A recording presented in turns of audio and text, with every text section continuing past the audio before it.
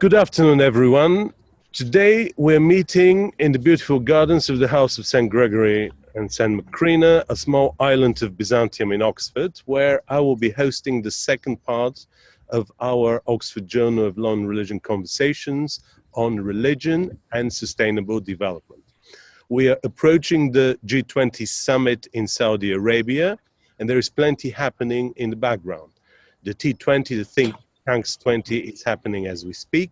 It will be then followed by the G20 Interfaith Summit, which I have had the honor to be involved in organizing since the G20 Summit in Brisbane. Our conversations, which are organized under the umbrella of the Oxford Journal of Law and Religion, engage with some of the overarching themes relating to the interplay between religion and sustainable development. And then they feed into the work and the ideas of the G20 Interfaith Summit and sometimes to the G20 Summit itself. But they also open doors and opportunities for further scholarly conversations, which we always hoped that may produce things like publications for our own journal and maybe become inspirations for greater publishing and research projects like books, conferences, and further intellectual activities. Today's conversation is another example of discussing a topic which has found its place in development discourses within and beyond the United Nations and the G20 Sustainable Development Perspectives. Initiatives relating to heritage and development have been developed by DFID, the British Council, the government in France, while funding large heritage projects in Ethiopia. And all these projects indicate that heritage protection has now moved beyond international and regional organizational confines and have much more fluid and idiosyncratic and more holistic approaches to who could and how could protect cultural heritage. In addition to state actors, a number of non-state actors have also engaged with cultural heritage protection, and particularly cultural heritage of religious significance.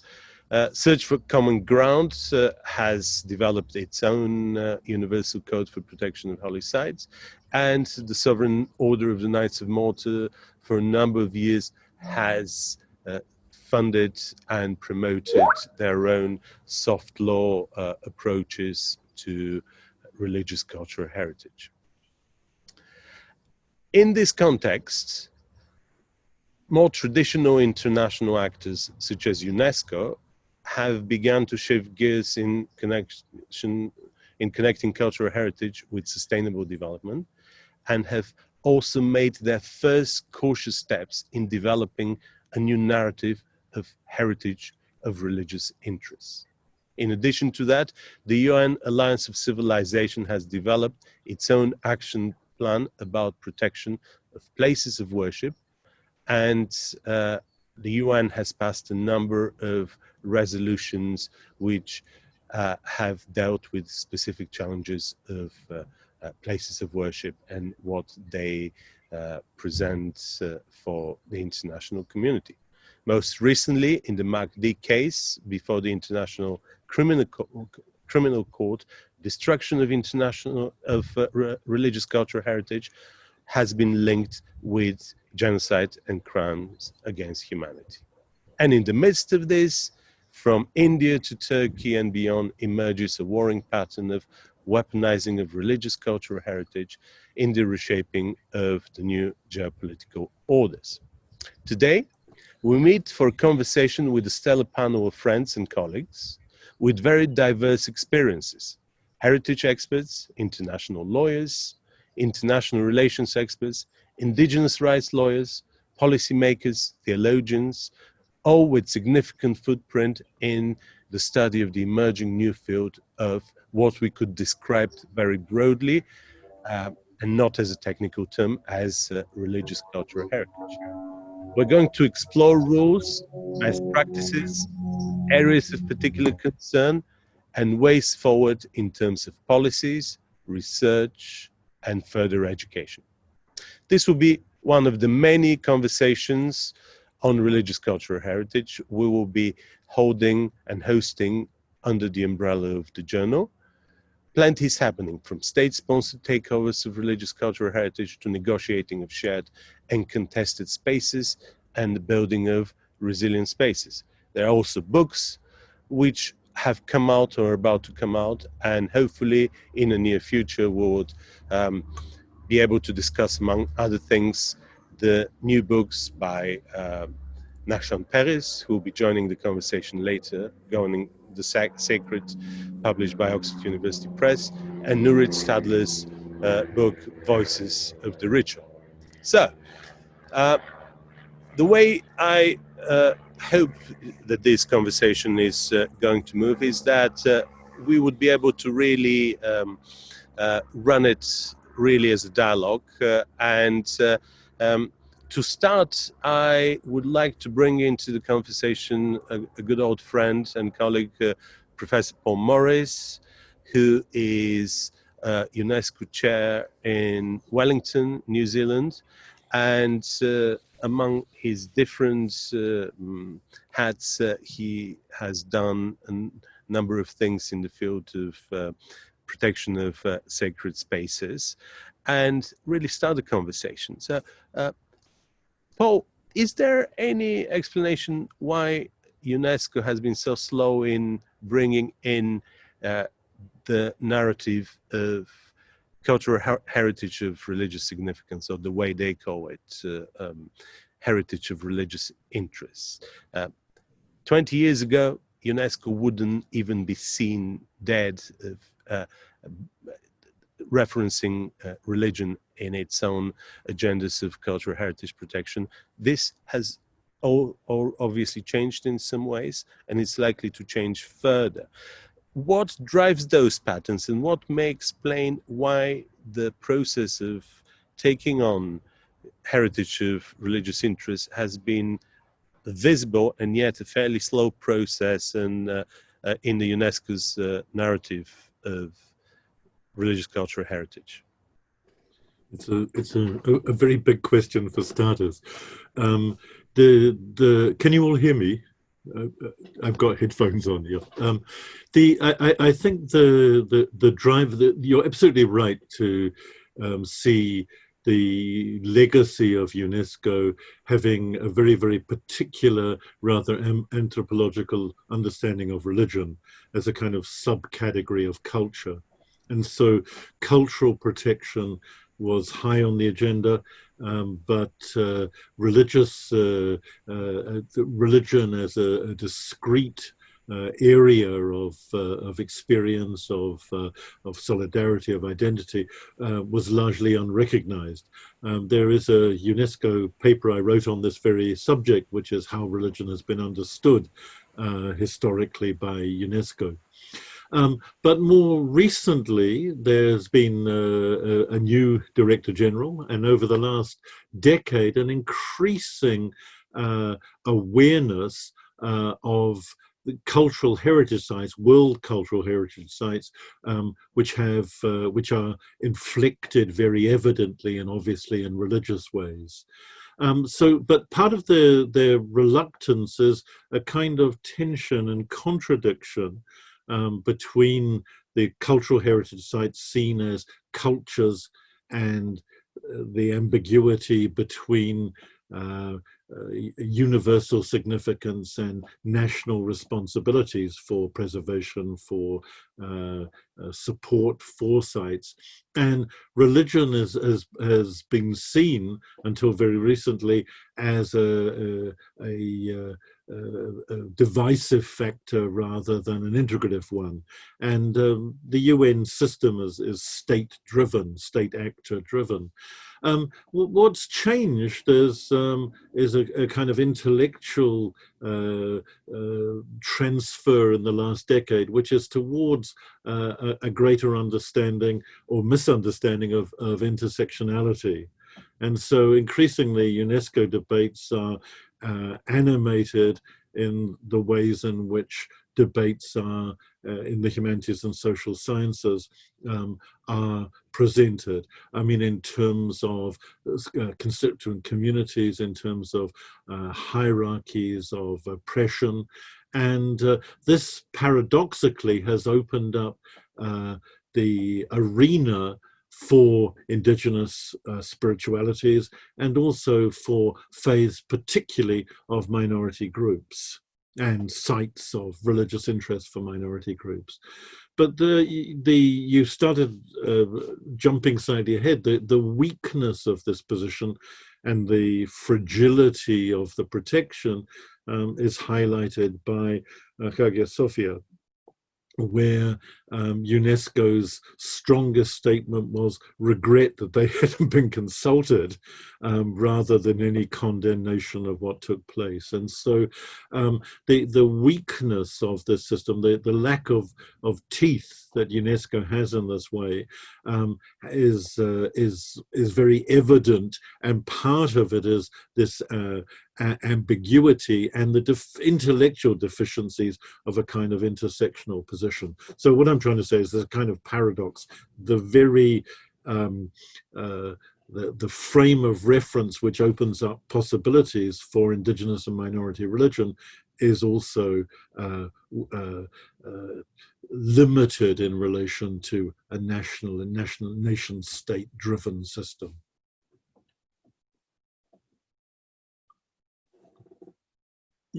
Peter, you need to turn your microphone on. Oh dear. Can I now bring Knox Thames into the conversation? Knox, we've known each other for a good 20 years, and you have been changing hats, working for the US Commission for International Religious Freedom, the State Department, and you're in a unique position, particularly because of the past few years working as an envoy for the Middle East for the State Department, to look into the way the US foreign policy has engaged with the whole question of what we describe now as religious cultural heritage, and whether in many ways from where you stand, international approaches may not work as effectively as state-driven approaches. What is your take on that? We see that there is plenty going on in terms of state-sponsored, almost hostile takeover of cultural heritage sites in order to be converted into places of worship. Pretty inept responses on behalf of the international organizations. Sharp responses by a number of national governments, and yet we're not quite sure whether this has made any difference or is likely to make any difference. From your point of view, what is likely to be the most effective way of dealing with cultural heritage protection? Through international organizations and regional organizations, or through the foreign policy of particular strong states which are more likely to make a difference by exercising soft pressure in different ways? Well, thank you, Peter, for inviting me to participate. And it's good to see so many friends from around the world here in my basement office, the new reality of COVID. Like Peter said, I just finished a career at the State Department. I'm now visiting expert at the U.S. Institute of Peace and a senior fellow at the Institute for Global Engagement. But when I was at the State Department and we saw ISIS committing a physical genocide against Yazidis, Christians, religious minorities, we also saw them committing a genocide against cultural heritage, trying to physically erase the landscape of Iraq and Syria to remove any reference or proof that these communities ever existed or were a part of the fabric of that area. So I started asking the question, I started to educate myself, coming from the human rights side of the State Department. What do we do to preserve the cultural heritage of religious minorities? State Department has a great program in our Cultural Heritage Center that focuses on cultural heritage preservation. I asked them, do you engage with religious communities? Since culture is often inherently religious, how do you make them part of the process of preservation? Got a lot of blank stares. Went to UNESCO in Paris, asked the same question, more blank stares. In fact, the best response was summarized by a very well-meaning expert in Paris when I asked about how do you engage religious actors, and she paused and said, you know, that's a great idea. And it had never occurred to them to work with constituencies outside of the heritage preservationist world or museum community. So we started working with the Smithsonian to launch a training project, a pilot project in northern Iraq to take Smithsonian experts to Erbil, invite members of religious communities, mainly minorities, and the whole tapestry of Iraq was there. You know, Christians of every denomination, Shabak, Sunni and Shia Muslims, Baha'is, the very small Jewish community was there. And it was really eye-opening from both sides to learn more about what's possible, both to equip these communities to be caretakers of their own heritage, which is part of global heritage, and also to help these communities know about resources that are available. So that this is a long way to answer your question, Peter.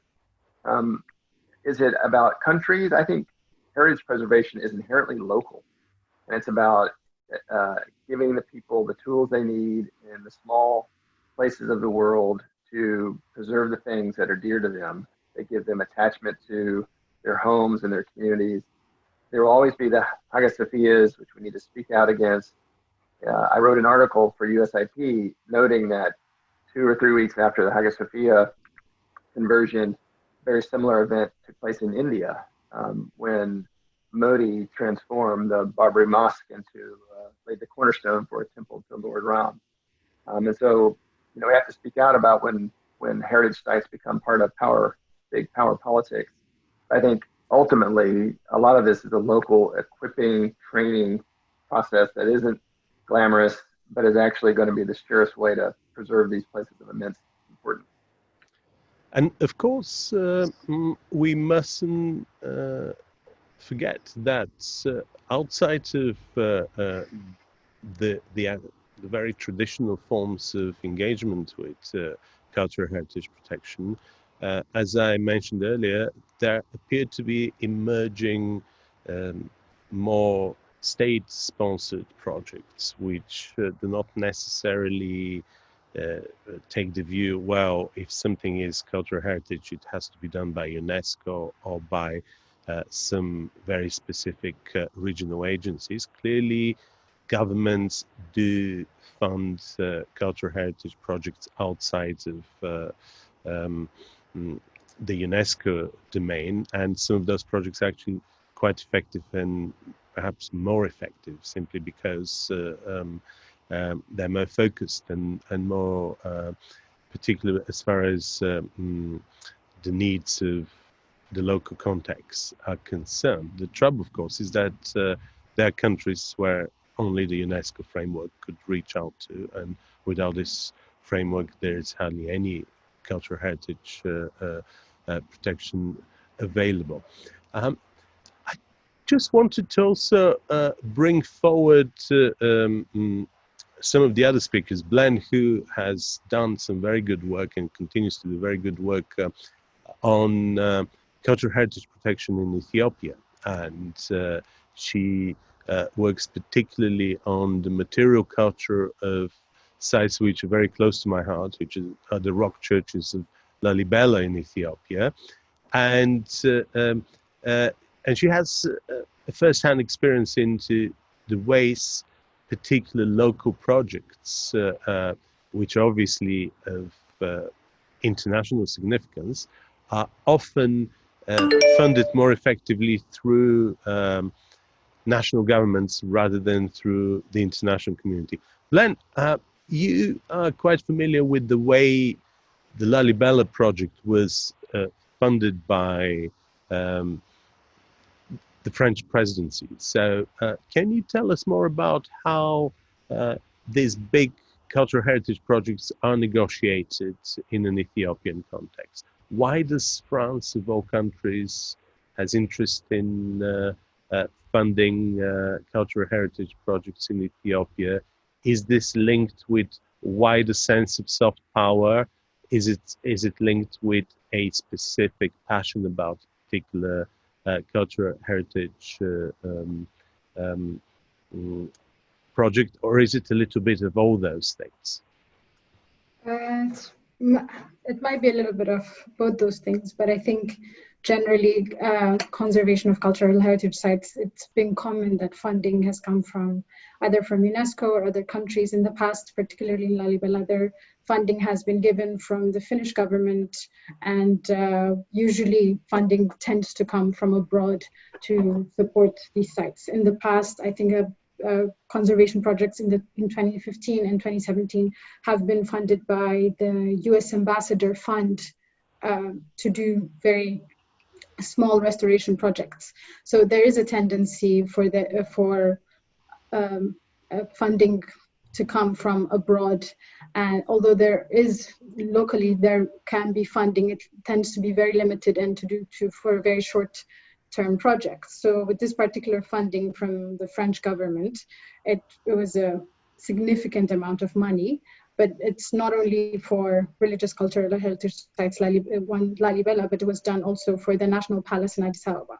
So I tend to think that it was a kind of to give a sense of the French government, to give a sense to the Ethiopian people that there is an interest in protecting Ethiopia's cultural heritage, because people are quite attached to the cultural heritage. So from the sites that they've chosen to invest in, to fund projects in, one, Lalibela being a very famous religious cultural heritage site that everybody is quite fond of and is a sacred place that has a very significant place in Ethiopians' hearts. And also one, in Addis Ababa, the National Palace, which also is a very, very important site, and in the heart of Addis Ababa, which is the largest city in Ethiopia, about having 5 or 6 million people. So it is a sense of creating this relationship between, or highlighting the involvement of French government, and in a way to show the generosity of the French government to the Ethiopian people. So I think primarily, I feel like it's a way of kind of galvanizing this very soft power kind of relationship. Can I also ask another question? Obviously, Ethiopia has a unique type of relationship between a very powerful and very confident Orthodox Church, Ethiopian Orthodox Church, one of the most ancient African ecclesial traditions, and majority religion with a very important political stake, and obviously in control of sites like Lalibela. Could you tell us more about the process of negotiating protection of religious cultural heritage between the different stakeholders in Ethiopia, between the state, between the international community, the religious leaders, the religious stakeholders, and also how this negotiation pays off in terms of developing inclusive growth and sustainable development for the local population? Do these very generous international funds which go into the restoration of Lalibela actually make any difference for the local communities, or are they seen as entirely a financial injection which is aimed at restoring the physical texture of the sites in Lalibela? So I'd say that, at least it's my view, that that these funding schemes, although they come with the agenda to also promote sustainable growth around Lalibela, not only to just maintain the physical texture or maintain the buildings, it's usually not very successful. Having gone to Lalibela several times, and from anyone that visits, it's very clear to see the impoverished town still exists as it is, although 5-star hotels have grown all around Lalibela. It hasn't really made any tangible, translated into a very tangible way for societies, for the communities in Lalibela to develop. In 2010, when the buffer zone was made around the churches as a protection measure, several people that used to live quite close to the churches, that obviously venerated these churches and would go to church every day, or would attend mass every day because they lived so close to it, were relocated a few kilometers from the churches in which they have been living just a few hundred meters for generations. So usually this funding is more supportive of tourism, the local tourist agencies, and the federal authority for the conservation of heritage in Ethiopia. So it doesn't really translate into anything tangible for the communities and the societies that live there. In terms of negotiating these between the different stakeholders, usually it's extremely challenging.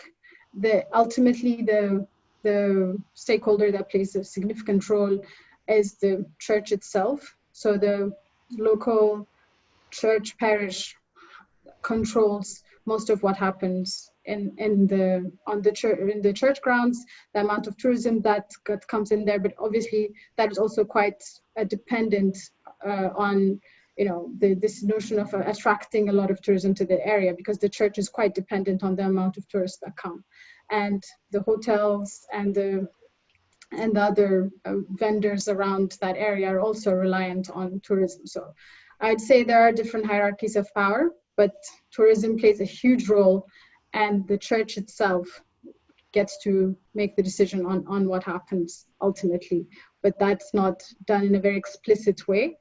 But ultimately the church is the one that decides what gets to happen. In terms of negotiating of the agendas and the interests of religious stakeholders and the heritage stakeholders, there are obviously different things are done differently in contexts. And I would like to bring James Hickling into the conversation and to really engage with sharing his experiences, which is a very substantial experience as an Indigenous rights lawyer in a Canadian context. James, you have the unique insight into how this religious stakeholders' agendas, political agendas, both at the local level but also at the federal level, as well as the agendas of other stakeholders such as environmentalists, are negotiated in the context of the protection of religious cultural heritage of the First Nations in Canada. Obviously, this is a unique format through which this is done, because the basis of coexistence is driven by treaties between the First Nations and the federal government, and litigation, and as well as alternative dispute resolution, which usually deals with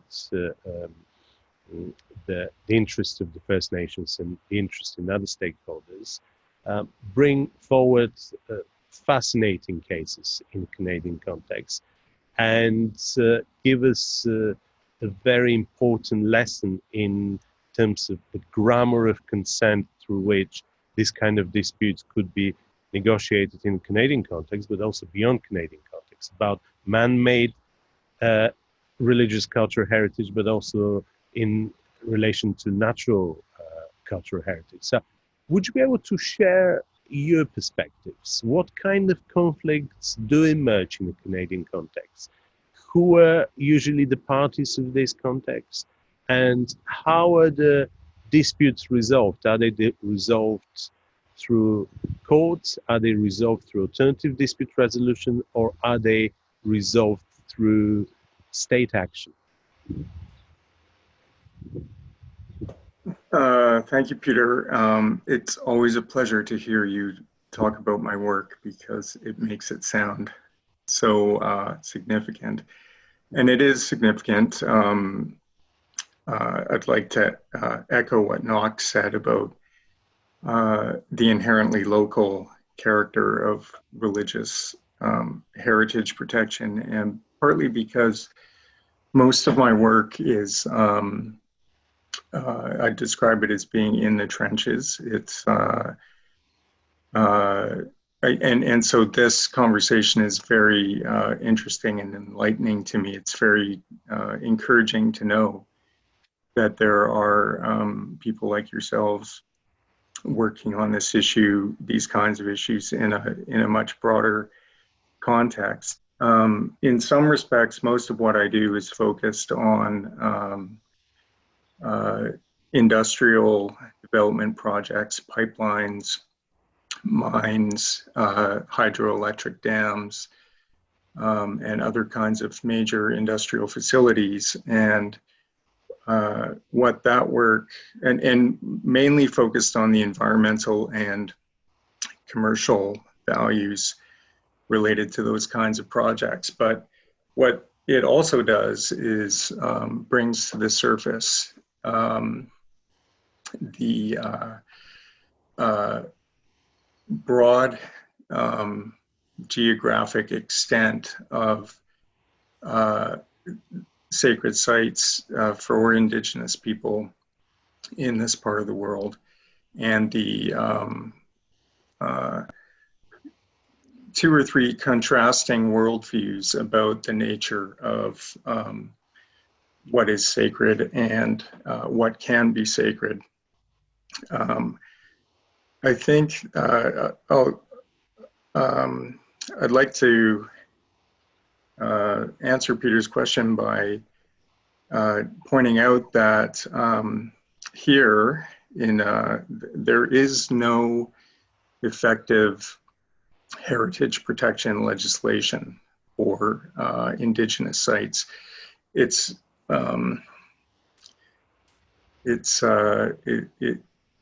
odd, but maybe not unexpected, that the focus of heritage protection here is on the built environment and sort of turn of the century colonial architecture. But ancient Indigenous sites are not protected by legislation. And so when a conflict arises,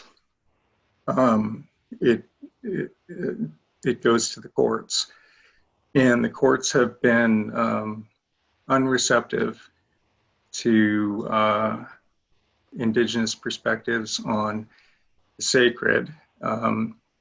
Indigenous people have tried to base their claims on freedom of religion,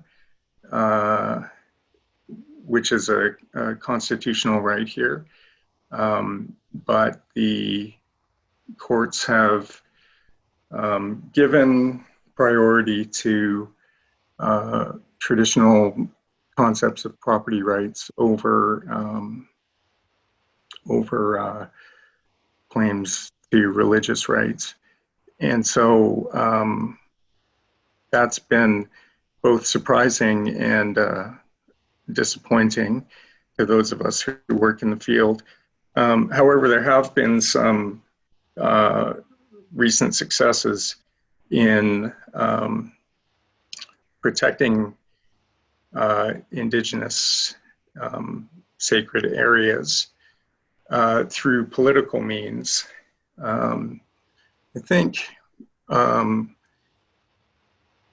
I understand these recent successes in light of the recommendations of the Truth and Reconciliation Commission. We had a Truth and Reconciliation Commission a few years ago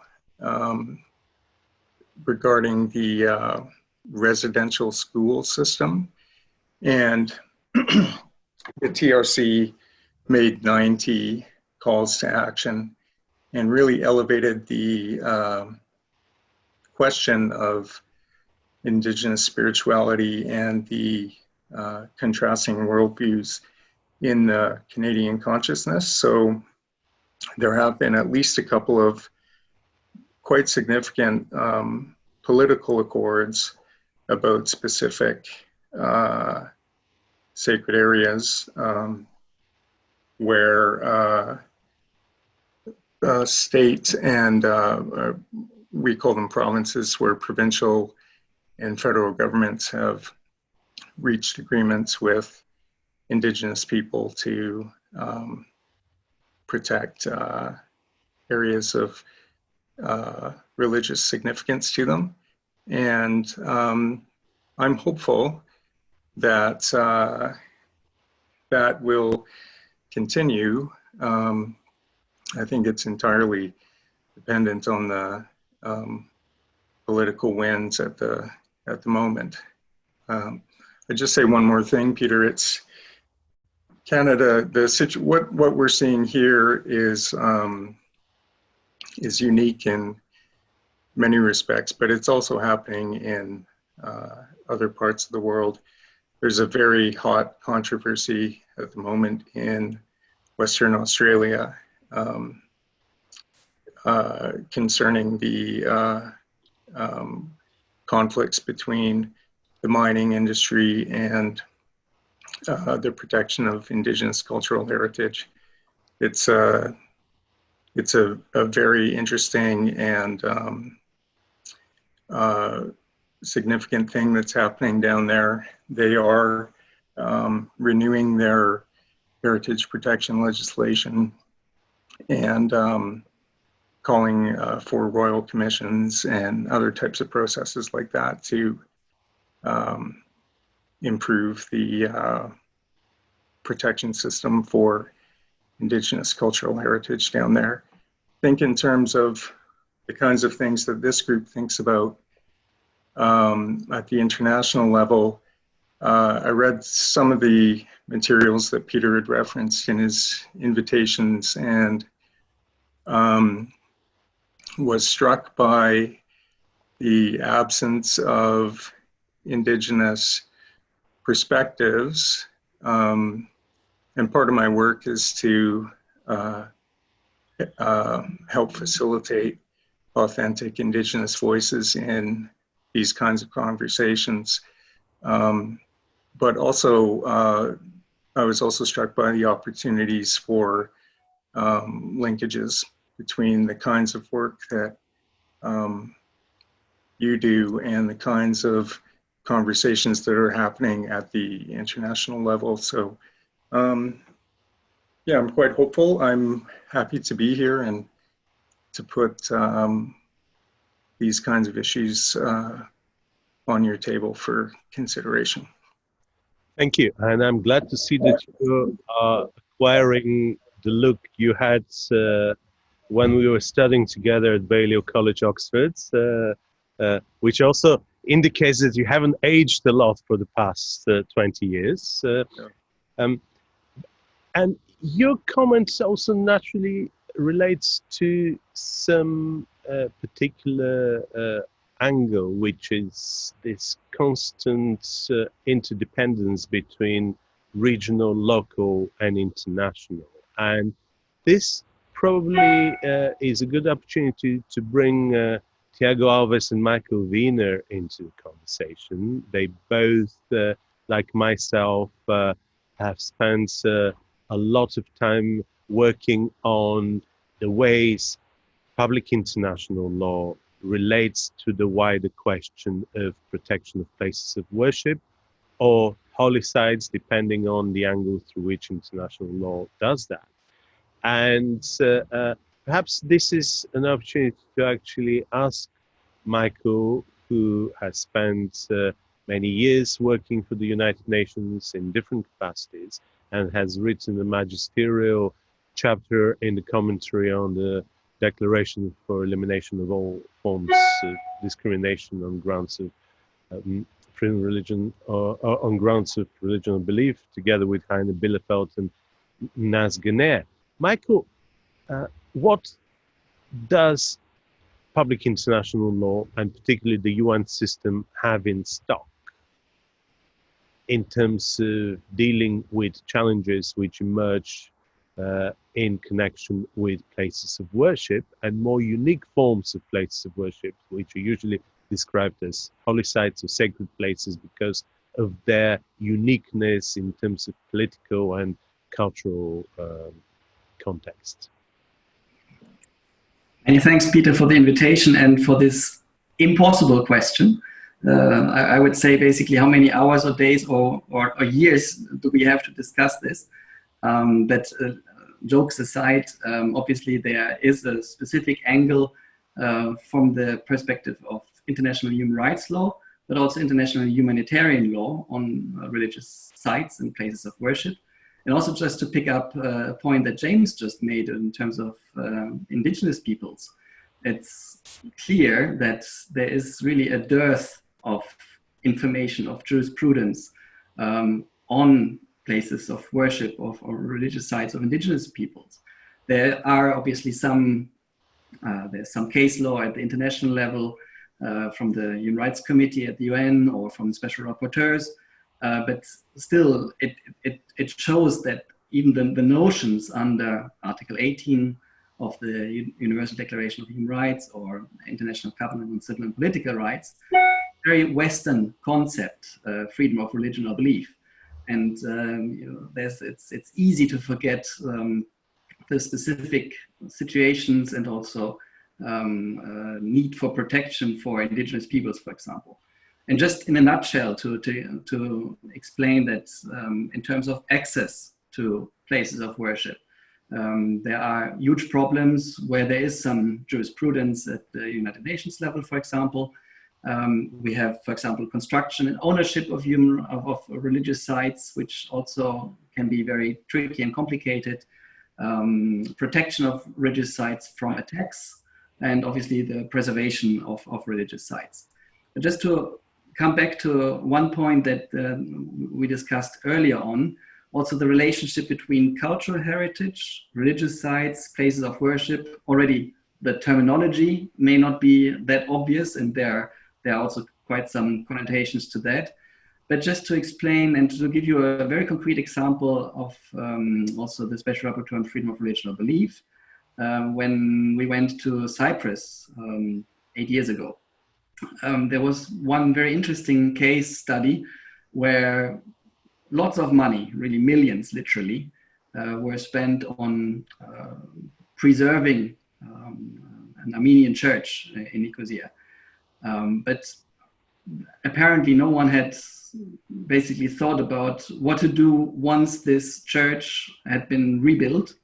So it's basically spending all the money in making the place, the church, look nice again, but then not really any investment, and also connecting with the people, with the communities, to see who should get the key basically to not only have this as a museum type cultural heritage, but also to have it as a possibility for use of this very community.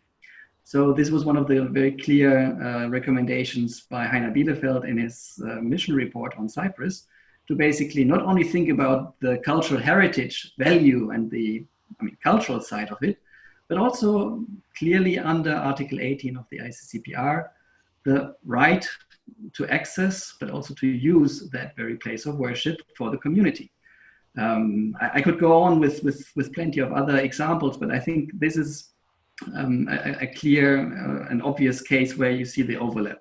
And perhaps just the final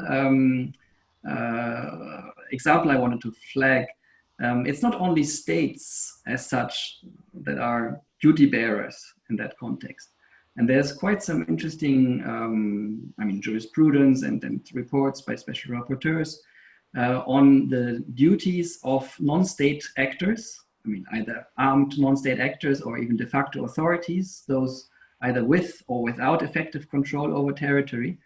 And here, you can think about the Taliban blowing up the Bamiyan statues, or other types, Daesh, ISIL in Iraq, Syria, or for that matter, the northern part of Cyprus, where you have basically a de facto authority.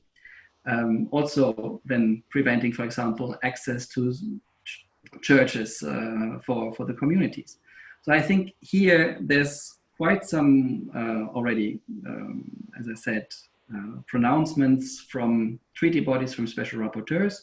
But I think this is also an area which still needs more discussion, more in-depth thinking of what are the duties of these non-state actors, because they are really, in many practical situations, impinging on the rights of the rights holders. Over to you. Thank you, Michael. And of course, there is the bigger question whether we are not seeing a process of consolidation of interest in what we are now describing very loosely as religious cultural heritage at an international level. My feeling is that there is certainly more talk about it, but we have not yet reached the stage where we are in better control with a rich apparatus of legal tools within international law to make them more comprehensible and more palatable for policymakers to actually understand how to use and apply them in a more holistic way in dealing with cultural heritage. Someone like Malcolm Evans once actually related to the whole question of how a lot of those rules may work much better as prevention strategies rather than and really bring forward the duties of different rights holders and stakeholders rather than expect to major centralized state-driven policies which could fix things on the ground. And in the process of this increased visibility of international discourses about religious cultural heritage is an odd case before the International Criminal Court, which for the first time articulated very explicitly something human rights lawyers and international lawyers have been speculating about, flirting with, at least since the wars in Yugoslavia, that cultural heritage, and particularly religious cultural heritage, and its destruction should be seen as a form of genocide and crimes against humanity. Tiago Alves, now Dr. Tiago Alves, has written a magisterial commentary of the Mahdi case before the International Criminal Court. And perhaps this is an opportunity to ask him whether he believes that this is likely to be a one-off case or it represents a pattern, and we're more likely to see more statements as well as case law in an international context, which would take the destruction of cultural heritage and religious cultural heritage in particular more seriously than ever before. Tiago, over to you. This is the picture, but then you have... So just a minute, so co-working is it's been a bit difficult sometimes. Thank you very much for calling on that, Peter. Thank you very much for all the other interventions before. I believe everything I'm gonna say like links almost to everything that was said before. The Paul mentioned, the Knox mentioned, James mentioned, the Brian touched on some points as well, and Michael, because it really connects kind of the framework of international law and how the framework can respond to that. And also the article that Peter just mentioned from Malcolm Evans from the book edited by Peter on the 1981 Declaration on the Prevention. So the idea is that there is already a framework in place. We don't have a problem with the framework. The problem is that courts are not following that. So we do historically have the UNESCO developing the idea of protection of cultural sites, and they don't mention religion per se. It's just like sites, religious sites that are part of World Heritage. Those are protected by UNESCO conventions, not others. The Rome Statute goes back like basically 100 years before to the Hague conventions on international law and the law of armed conflict to say that buildings dedicated to religion are protected. And in the Al Mahdi case, like the court was tasked to do that. And it's very interesting because it's the puzzling response that Knox mentioned. Like the court is presented with a challenge. The perpetrator admits that the destruction of the mausoleums and the mosques in Timbuktu was not destruction of a cultural site, was the destruction of a religious site. And he says quite clearly, he says those jackasses in the UNESCO believe that this is a cultural site. This is not a cultural site, this is a religious site. And that's a quote from the case. And the individuals, the victims, are claiming their right to freedom of religious belief being violated, connected to the place where they worshipped. Not surprisingly, the Special Rapporteur, I think, on freedom of religious belief was not called for to comment on that. The Special Rapporteur on culture, the right to culture, it was invited. And the focus of the decision of the court was exclusively on cultural site and not the religious aspect of the site. So if you look just at that point, there's very little hope that there's going to be an advancement of the recognizing what the claims of the victims are. Looking, however, at the jurisprudence, not of the jurisprudence of the Human Rights Committee, which again did not recognize in similar cases the religious dimension, but only the indigenous and cultural dimension of the sites. The best decisions in this area, in my opinion, are the regional ones, the local ones. So both from the African human rights system and the inter-American human rights system, which, as I already talked to James by email, they recognize both aspects pretty much in line with what Michael was describing. It is cultural, it is indigenous, and it is religious as well.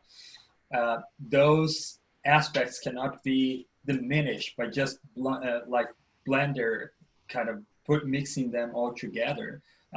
They have different characteristics. The victims perceive that in different ways. There are still limitations there because in the Rome Statute, the prohibition is against buildings dedicated to religion. And in that sense, like a lot of the indigenous groups have nature itself.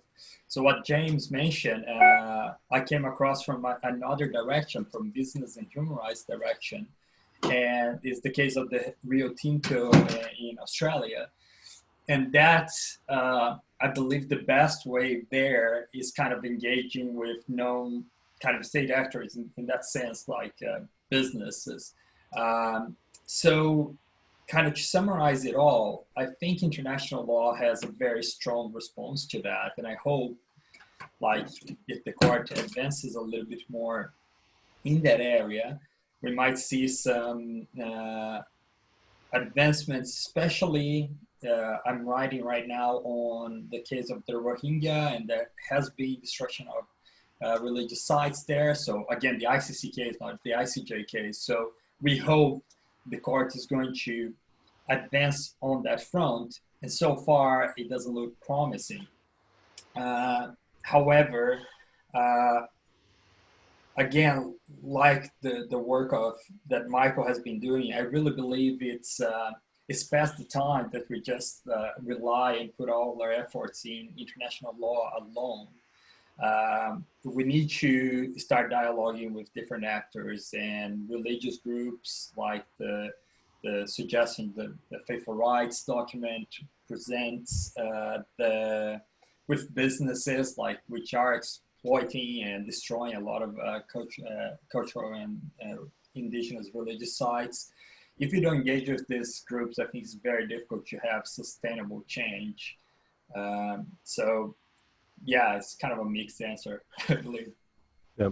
Thank you very much. And but also makes me think a lot about how some of the original approaches you're hinting to, as well as the MACD case, also display a very reflective way of engaging with the subjects, as opposed to often rather reactive, responsive mode of engaging with a similar subject at another level. So it was very significant that when the UN Alliance of Civilizations was tasked to produce their action plan about protection of religious sites, this was driven by a specific request by the UN Secretary General to respond to a shooting in a mosque in New Zealand.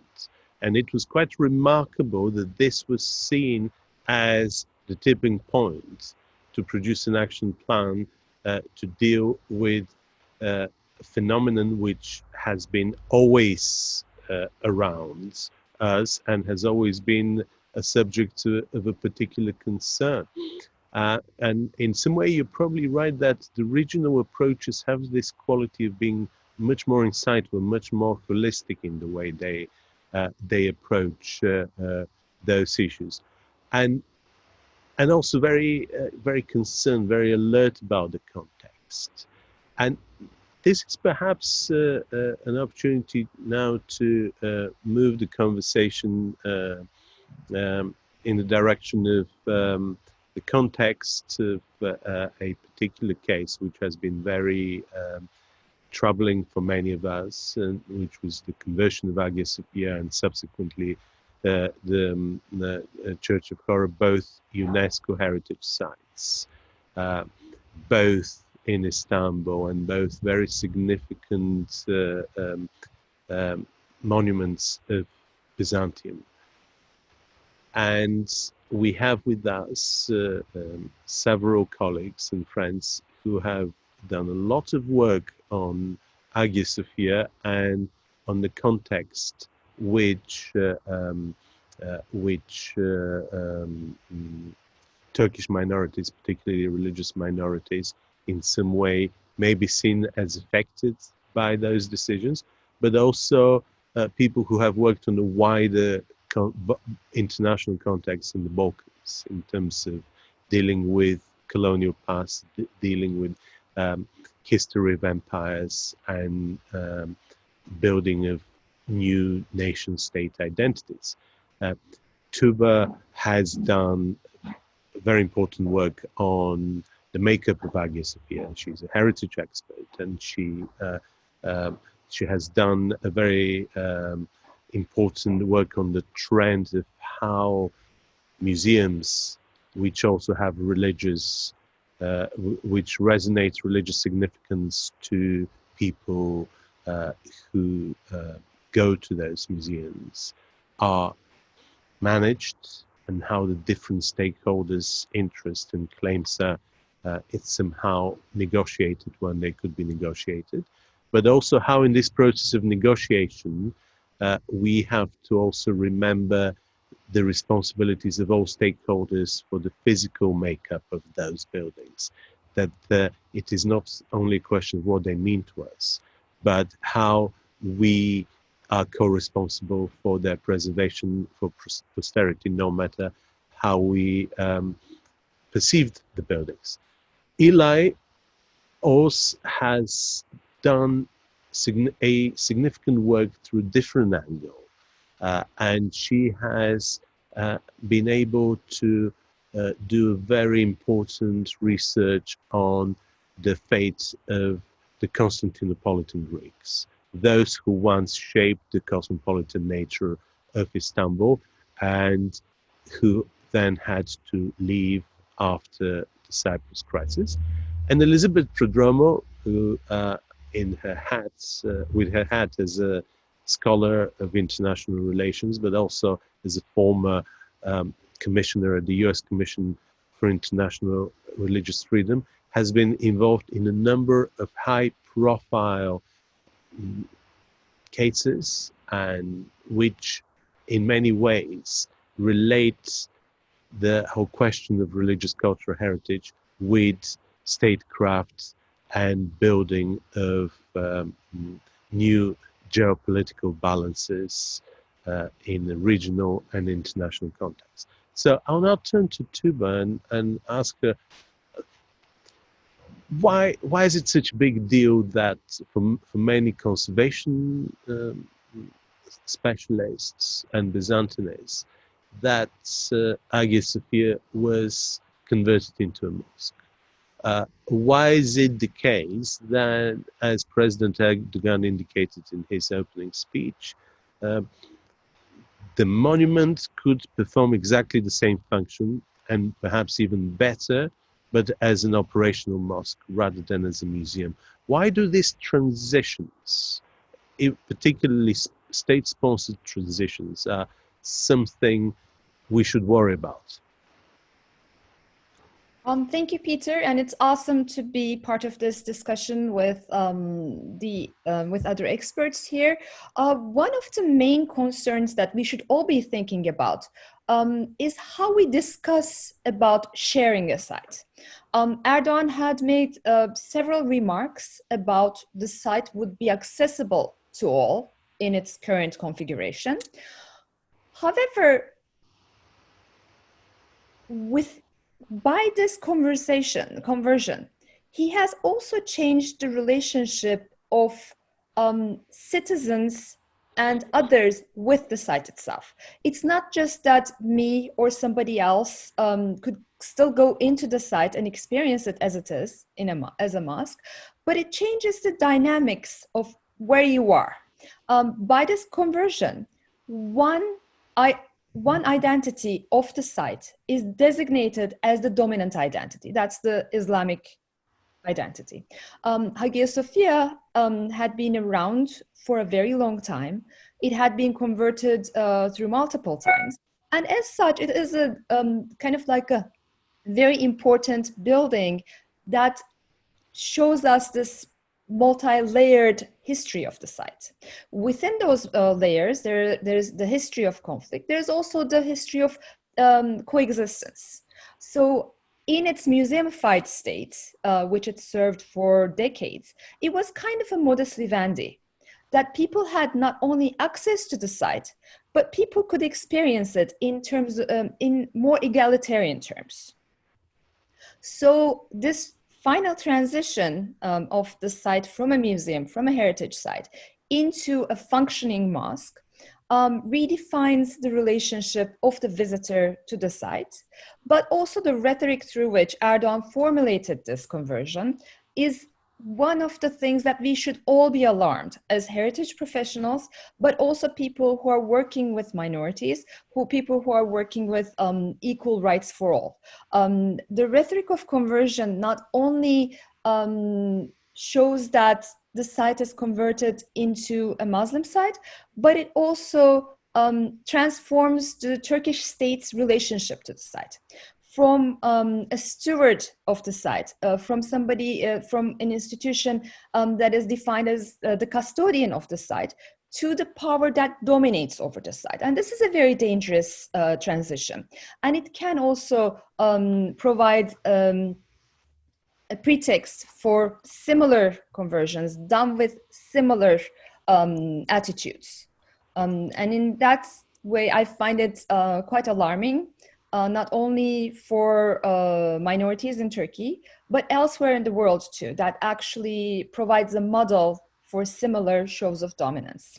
So as such, we're very concerned. And I was particularly annoyed that the opening was on my birthday, which then I discovered happened to be also the anniversary of the Lausanne Treaty. So it was almost seen as a symbolic way of turning or reversing the legacy of the Lausanne Treaty, which is obviously very dramatic, very theatrical, but is it really going to make a huge difference other than the physical damage of those sites, which is obviously going to be catastrophic? but is it really going to have an impact in terms of geopolitics? One of the first things which Erdogan promised, and no doubt he won't deliver, was that the next will be Al-Aqsa in Jerusalem, and the liberation of Hagia Sophia is going to signify the liberation of Al-Aqsa in Jerusalem. But Elizabeth Prodromou, should we really worry about those geopolitical threats? Do they represent a real geopolitical configurations, or are they just an example of a theater performed by political leaders who are not very confident about their grounds? It was worth noticing that Putin and President Assad of Syria also promised to build a replica of Hagia Sophia in Syria, which, apart from being completely ridiculous as a proposal, is remarkable that in a war-destroyed country which cannot figure out who's going to pick up the bill for its reconstruction, could possibly find billions to produce a replica of Hagia Sophia. So, do these statements matter, or are they just part of very colorful political rhetoric which should not be particularly important for us? Thank you, Peter. As with everyone else, thank you for including me in the conversation today, which is very rich. I think a simple answer to your question is that these kinds of actions do matter. They're not simply theater and flourishes. I mean, I take the example that you mentioned, the announcement by Moscow and then by Damascus that Russia would finance a building of a replica of Hagia Sophia in Syria.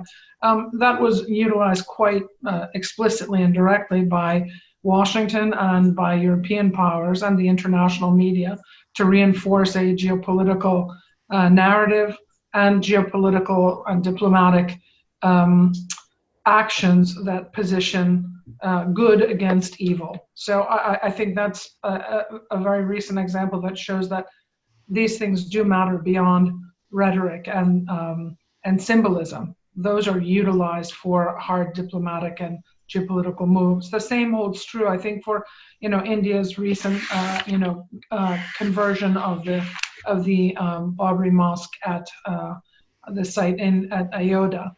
Reinforcing both domestically in India, a Hindu hegemonic nationalism, and reinforcing India's own foreign policy ambitions to be at least a mid-level power in the subcontinent, if not a global power. And then that takes us to Turkey, and I think very clearly that the recent Hagia Sophia decision, the November 19, but now recently reannounced decision on the Ojlr church, these kinds of decisions figure into a reconfiguration of domestic nationalism in a way that is incompatible with norms of democracy and rule of law, and that also figure into either explicit in the case of Turkey or implicit in some of the other cases, China being an example of its Belt Road initiative in the way it's using cultural and religious heritage diplomacy for revising borders, either formally or informally. So I think we have to take these things very seriously. And I also think this points to the limitations, if not outright failures still, of countries that have incorporated in freedom of religion and belief protections into their diplomatic architecture. The USERF and the State Department IRF office, an example of a broader trend, and the failure to recognize that the protection of cultural and religious heritage is intrinsic to freedom, in many cases, freedom of religion or belief, or is at the least oftentimes an indicator of the decline or the threats to other freedoms, assembly, speech, property rights that are associated with freedom of religion or belief. So the siloing of cultural and religious heritage on the one hand and freedom of religion or belief on the other hand has led to the enabling of the kinds of geopolitical weaponizing that you mentioned at the outset of religious and cultural heritage. And just one last point. I think, we've all touched upon this issue of sustainability and protection. But here I would like to just go to the kind of the anthropological and the existential issue of cultural and religious heritage protection, both in terms of remembering, but also in terms of sustainability of living communities. And the only way that the intergenerational transmission of cultural and religious identities can be sustained to empower living communities, or in the worst case scenario, to offer evidence that now disappeared communities once existed, is indeed by giving more traction, both at local, state, and multilateral levels, to the protection of cultural and religious heritage. I mean, these are people's lives that we're talking about. And the COVID moment offers an inflection point for us to think about, the locality and globality and the universality of protections that may seem very arcane and parochial to some, but that speak to a broader worldview of, solidarity, human solidarity. Which, of course, is a theme very close to Eli's heart, who has done a very significant work about the fate of the Greek Orthodox communities of Constantinople and Istanbul, and what difference that has this made for them to move their lives and identities and images and memories from one context into another in mainland Greece. So, Eli, you have done a lot of work on the nature of the cosmopolitan nature of Istanbul and why we cannot possibly imagine Istanbul outside of this image of different cultures, different layers of history, almost inseparable, almost interconnected, even though politically, culturally, they have been at war in so many ways and so many levels. So, from the perspectives of your own work, does this regional context, this very specific local context, is important in terms of preserving cultural heritage of communities which are no longer there? I mean, there are hardly any Greeks left in Istanbul. There are hardly any Rum Orthodox left, Bulgarians, Greeks, or any others. If this is indeed the case, doesn't really matter if Byzantine sites work as mosques or as museums or as churches, if there aren't actually people who could fill them in. Thank you, Peter, for this challenging question, but it's a question that I've been working on for many years. And thank you for including me in this discussion, because I'm learning a lot from different experts in the field. I'm not a cultural heritage expert at all, but I rather look at communities, how communities, especially religious minorities, relate to cultural sites as a means of identification, as a way of bringing up the historical legacy that defines them. So in that context, the Rum Orthodox or Rum Polites, there are many names you can call them by, the Greek Orthodox community originating from Istanbul, who is now dispersed around the world, is finding these developments to be relevant to their identity and to their city's identity as such. So I've been following these developments with Hagia Sophia and Hora and similar Byzantine sites elsewhere in the country.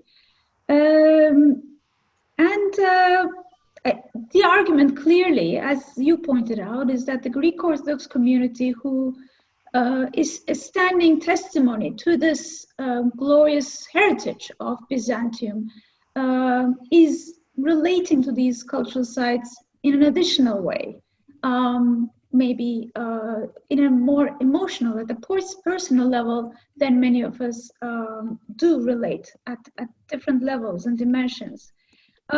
Just to bring an ethnographic anecdote, as anthropologists tend to do, I had a phone call with one of the leading Rum Polites, Constantinopolitans who live in Athens and is actually heading the Association for the Ecumenical Greek Orthodox of Istanbul, who are dispersed from their homeland, being Istanbul.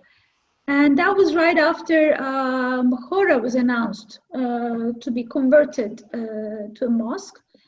And I said, what do you feel about this at a more personal level? He says, look,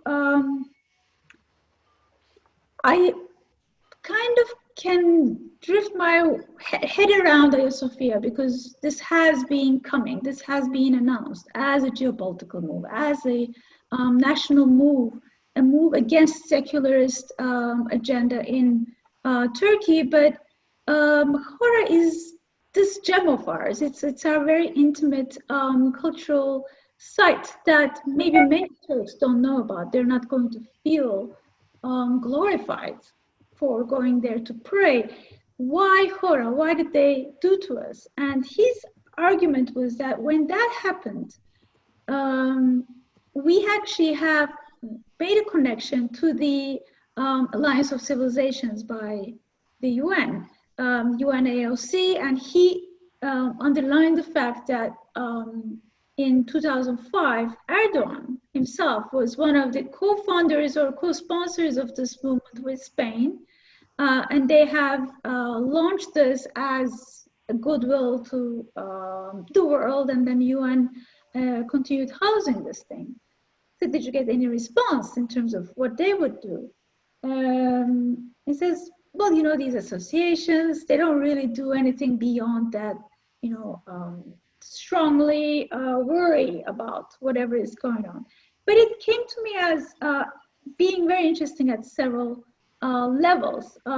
First of all, these responses speak to cultural heritage as we understand it at a more global, cosmopolitan level, as these sites belong to humanity as such, and we all care and worry about their continuation. But also how this local global connection is utilized by the very you know, flock of that church, so to speak, which is to be, of course, disclaimed in a bit. But the cosmopolitan identity at an urban level also, to the extent that all these metropolitan cities are able to make spaces for multicultural existence. So even though there is no immediate flock of the church, and that was not really used as a church for a very, very long time, but still the existence of a former church and the ability to keep it and appreciate it, even though other people from different faith groups might associate with it as a cultural as well as a religious site beyond their own specific identification, that is making, that is contributing to the whole cosmopolitan identity of the city, of any city. Therefore, I think this also has to be taken in the context of cultural rights that was previously mentioned by others in very different contexts, to the extent of, we can maybe call them as indigenous rights, because this is the local community of Istanbulites, Istanbul, the cosmopolitans, Constantinopolitans, who do identify with these issues. Of course, the issue is very complicated, as Dr. Prodromou has also mentioned. We have, and Tuba also mentioned, how belonging does not translate to sort of ownership rights, even though certain politicians might claim it. They might say this is national Turkish land and, you know, we can do whatever we want because it belongs to, it is our national heritage. But then others, of course, say, well, we all identify with it, it is part of our global heritage. Or like these communities are concerned, it's part of our religious heritage. Obviously, these have not been used as churches as such, so you're not really converting a church into a mosque.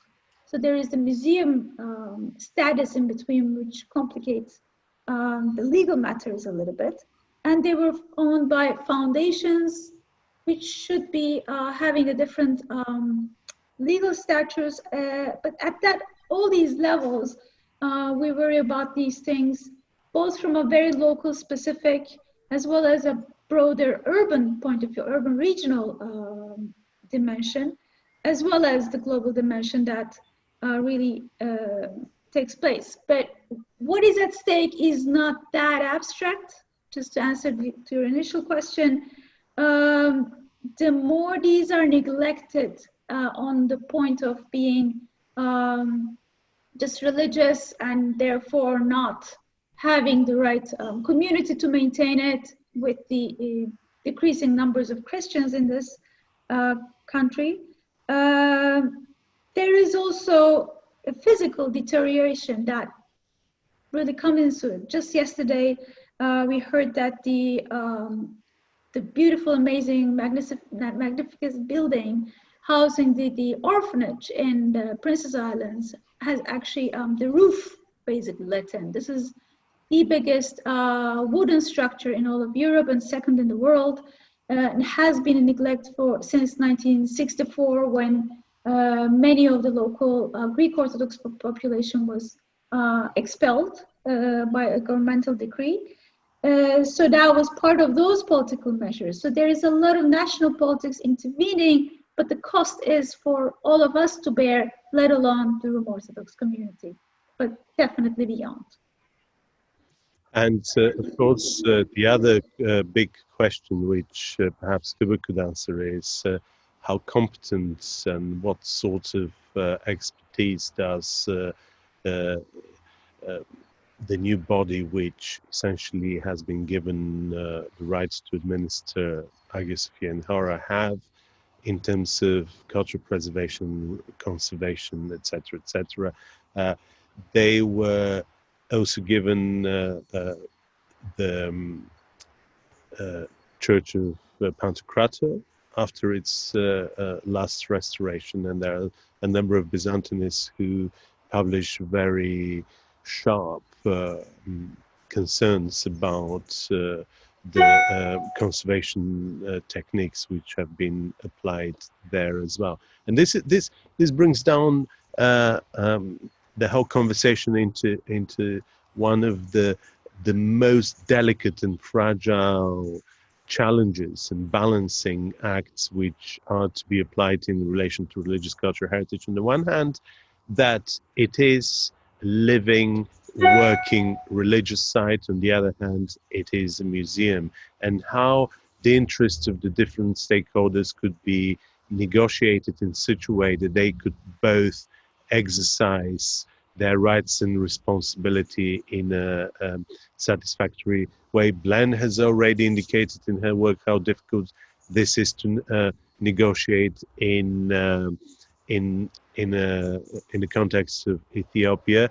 And I suspect that Tuba would probably agree with me that one of the biggest concerns about Hagia Sophia and Hora, and in fact all the other Byzantine sites in Istanbul, is that there isn't really an appetite or expertise to invest a great deal of cultural preservation expertise into running of those places. Tuba. It's a complicated matter again, but just to sum up what happened with the conversion of Hagia Sophia and Hora into active mosques. In legal terms, they were taken away from the Ministry of Culture and Tourism and were given to the General Directorate of Pious Foundations, under which the Directorate of Religious Affairs will be responsible for the day-to-day running of the sites. Now, let me just draw the distinction here. In Hagia Sophia's museum status, it had a trained group of experts who were responsible for monitoring and maintaining the site, both daily, like checking everything every day. And then in the long term too, they could identify problems with the edifice before they happen, so that they could work with international teams of experts to fix those problems. That would be necessary for any site of Hagia Sophia's age. They are a lot more fragile than we realize. I mean, we see them as these monuments that are indestructible, that had been there for 1,000 of years, but to keep them like that, it takes a lot of effort. And under the Ministry of Culture, there was the infrastructure to make sure that these monuments survived. Transforming them into mosques removes that protection to a very significant degree. Of course, they could still be monitored, but not as they were. And the problems that come with its daily use could not necessarily be identified as quickly as they should be, and could not be maintained as well as they could. We actually have, in addition to the Pantokrator case, 3 other Hagia Sophias in Turkey that had, over the last decade, been transformed from a heritage site museum status into functioning mosques. And in all 3 examples, we have seen significant amount of deterioration in the site, which is very important for their long-term survival. Again, if we are the custodians of these sites, long-term survival should be our primary aim. In the current configuration, the daily use of the site for one part of the identity of the site for Islamic worship endangers the long-term preservation efforts. I'd like to get back to a point that Knox, James, Blan, and Diego mentioned, and also came out when Elizabeth and Eli were talking about Hagia Sophia and the larger Christian heritage in Turkey. That is one of local heritage protection. Eli brought the wonderful perspective of the polites, the Greek Orthodox Christians of Istanbul as an indigenous population of the city who have cultural rights to the site. But at the same time, as local as we think of these sites, there is a global dimension that the people who are emotionally attached to this site are not necessarily the people who are residents of Turkey. They have had a level of separation from the political policy-making structures that are related to the site. So this is one of the things that we would, as heritage experts, we would need to think more in depth about. What do we do about the heritage of globally dispersed populations who sometimes may be, considered as locals, but at the same time who may not be part of the decision-making processes of these sites? And what is the role of getting back to the initial concerns that were laid out by Paul about how do we how can we use the international organizations? Should we be questioning their inadequacies at this moment? Can we work with them to make a better policy infrastructure that could involve more stakeholders in the decision making for such iconic sites?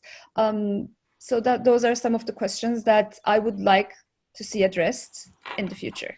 And of course, in the age of Black Lives Matter, there is an uncanny parallel between the legacy of empires in anything the Ottoman past symbolizes for all of its post-Ottoman subjects, and how years, decades, more than 100 years of effort has been made to really move on, reach out, develop new discourses, building bridges culturally, intellectually, between ourselves as well as between the different post-Ottoman Balkan societies.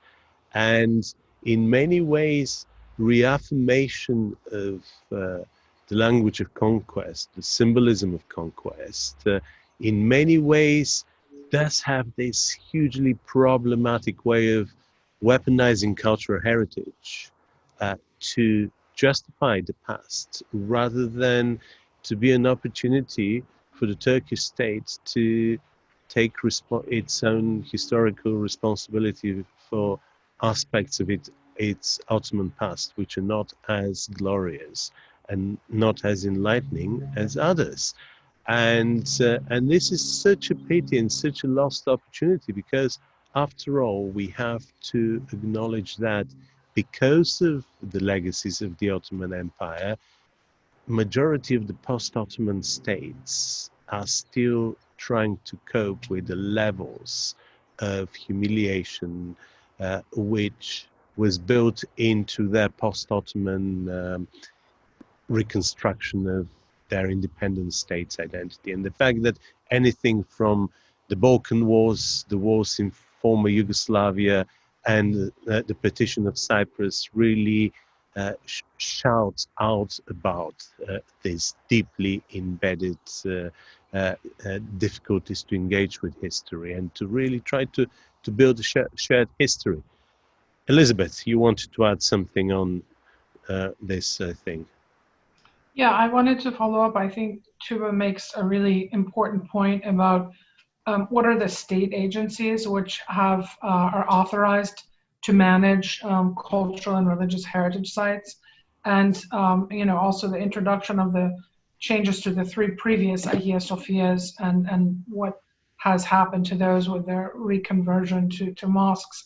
I think that the focus on the competencies of either the Ministry of Culture or the Director General of Religious Affairs, the Diyanet, and then under that, the General Director of Pious Foundations, or the Ministry of Tourism, raises yet another important point to which you alluded, which is the way in which state management and competencies over sites is designed to either preserve or re-narrate those sites, because Eli raised this issue of there are no people in fact to worship in these sites, and I think we have to question why that's the case. And the recent Hagia Sophia decision, when Ali Erbash climbed the minbar using a sword,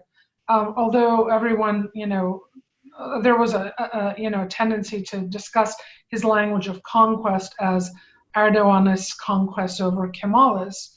I mean, the other symbolism could be absolutely, could not be more clear, that for the remaining Christians in that city and around Turkey, the conquest narrative and the conquest reality is one that is immediate for them.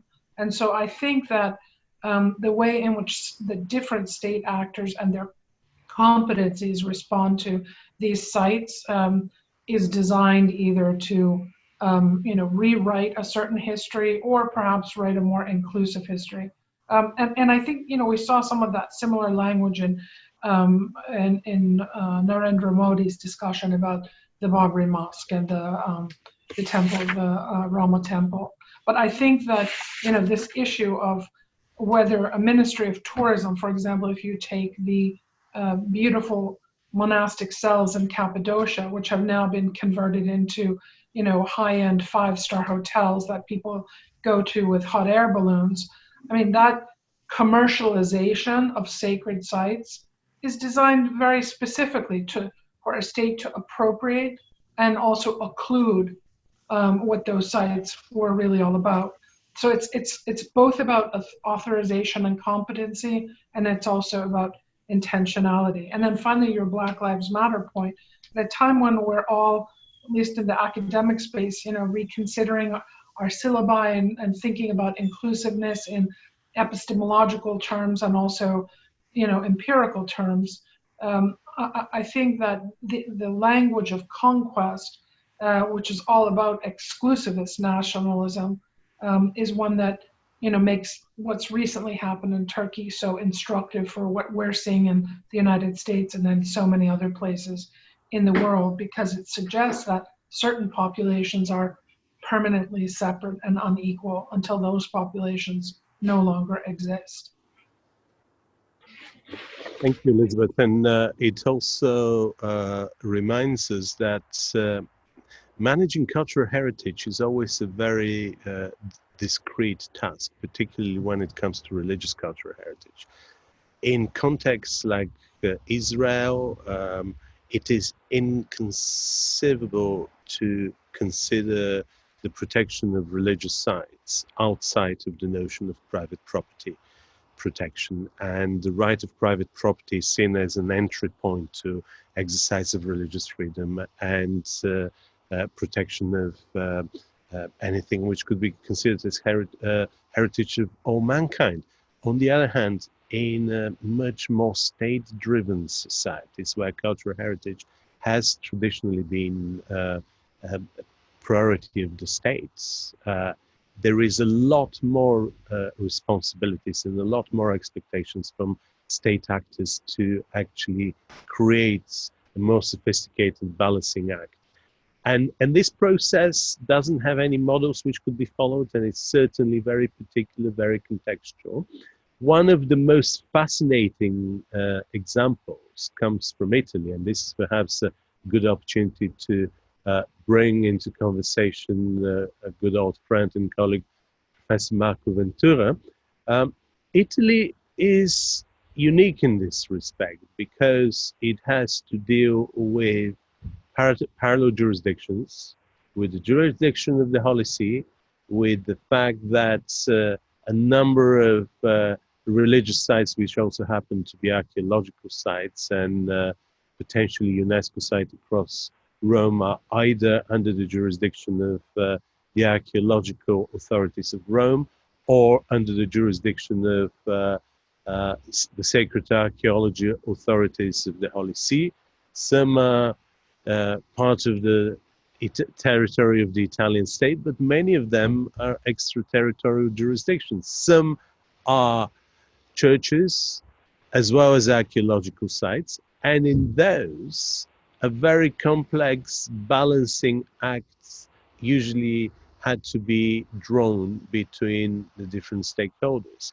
And one of the most remarkable examples is one of my favorite churches in Rome, the Church of San Clemente, which was in very bad condition for many years until the friars, the Irish Dominicans who live in the monastery and celebrate in the 12th century part of the church, sat together with the archaeologists, and they negotiated how the 9th century underground and the Mitraic school underneath the 9th century church should be managed and excavated and subject of proper conservation. And as part of complex but very constructive negotiation, the church has been transformed for the past 10 years, and it's one of the best preserved sites in the challenging environment of the underground springs of Rome. Marco, what could we learn from the Italian examples, both in terms of negotiating the interests between the Holy See and the Italian cultural heritage sites? What are the successes? What are the failures? And what of those could perhaps be translated across in different contexts beyond Italy? Thoughts? Thanks for the invitation. Glad to be here with you. I would say two basic principles. One is turning a conflict over the land into an opportunity for cooperation with the former enemy. And the second point is turning the understanding of bilateral relations, which were the basis for that transition, into a widespread principle of state action vis-a-vis religion and interaction between state authorities and religious representatives. So a quick, I'll briefly illustrate the two. The first one, well, we celebrated yesterday the 150th anniversary of the conquest of Rome. There has been in the past decades some rhetoric about somehow watering down those facts for the sake of a general sense of conciliation. But in fact, for our history, the fact that national unity had to be achieved through a military enterprise with the Church of the land. There was quite an extraordinary set of events and turning point for our history. So, as I mentioned before, now the principle goes, as we see it now, as a principle of little by little turning that fundamental clash into some sort of appeasement through different stages, a lot of contradiction. Now, what is interesting about this transition is this land element. Is this element of a transition into peace and cooperation over the land, and through the physical boundaries, which meant in the first place accepting that Italy would not recover full sovereignty over its territory, which was a dogma for our the political class of the unity, the leaders of the 19th century. But for them, it was fundamental. With such a weak political process, with such a weak state, the integrity of the land was quintessential. And that it was not any land. For how decentralized Italy can be, it was not any land, it was Rome. And Rome was identified as the capital. So conquering Rome was about conquering the capital. Now, what is telling, in fact, about this process is, as I mentioned, its contradictions. Because after a first long period, which was basically run through a compromise from 1870 to 1929, and the compromise was, Italian troops will not, in fact, interfere with the buildings, what is called the Città Leonina, within the Leo walls. Well, Italian troops will not actually go into there, but at the same time, the Italian government would have a clear understanding that territory belongs to the Italian state, and then the final compromise, sealed through the Lateran Treaty in 29, was precisely marked by the political will of a fascist regime and a fascist government. So this is very telling in terms, again, of the political contradictions. But at the end of the day, this compromise was immediately constitutionalized in 48. There was some opposition, but there was a clear understanding, and in the first place from the Communist Party, which you should know was the most numerous, the strongest communist party at a time in 48 in Western Europe. Well, there was a clear understanding that extraterritoriality, which was decided and accepted bilaterally in 29, with the creation of Vatican City, will not be challenged under the Republican Constitution. So the historical transition over the territory was deeply contradictory in all possible respects, and yet was somehow successful.